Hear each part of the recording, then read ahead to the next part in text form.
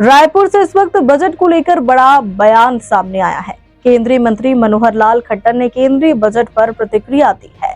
उन्होंने कहा कि यह बजट प्रधानमंत्री नरेंद्र मोदी के नेतृत्व में जारी विकास कार्यों की कड़ी है। खट्टर ने बताया कि यह 12वां बजट उसी सोच को आगे बढ़ाता है। उन्होंने बजट में 2047 के विजन को अहम बताया।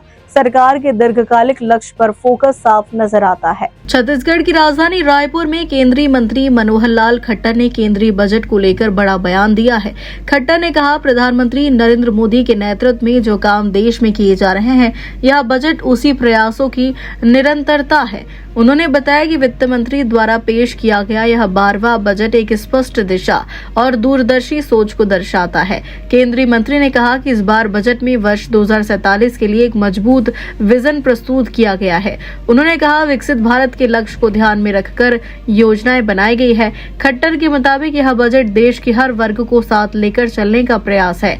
उन्होंने कहा कि इंफ्रास्ट्रक्चर, उद्योग और रोजगार सृजन पर विशेष ध्यान दिया गया है। साथ ही किसानों, युवाओं और महिलाओं के लिए भी प्रावधान किए गए हैं। केंद्रीय मंत्री ने कहा कि आर्थिक मजबूती के लिए यह बजट मील का पत्थर साबित होगा।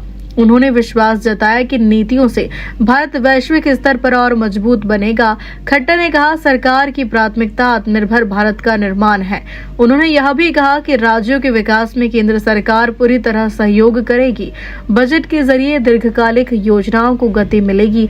सरकार का लक्ष्य समावेशी विकास को आगे बढ़ाना है। इस बयान के बाद बजट को लेकर राजनीतिक हलकों में चर्चा तेज हो गई है। जिसको हम वित्त मंत्रालय का भवन कहते हैं, वो इस बार कर्तव्य भवन से नाम से जाना जाता है। वहीं ये बजट तैयार किया गया। सरकार के जितने भवन हैं आगे वो कर्तव्य भवन से जाने जाएंगे।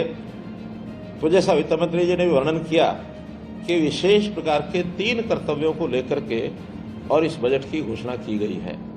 3 कर्तव्यों में सबसे पहला कर्तव्य उन्होंने सामने रखा कि जो हमारी देश की आर्थिक स्थिति है, दुनिया के संदर्भ में हम आज कहाँ खड़े हैं और हमको कहाँ पहुंचना है। तो जो आर्थिक आंकड़े हैं और आर्थिक जो स्थिति होती है मजबूत, जिस देश की आर्थिक स्थिति होगी वही दुनिया में आगे बढ़ पाएगा।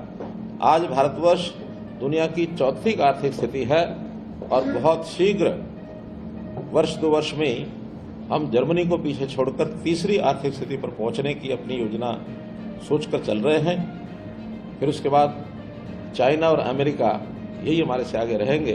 तो दुनिया में जो ऐसे पिछले यानी कंट्रीज में, दुनिया के जो 250 देश है उसमें हम बहुत पीछे माने जाते थे।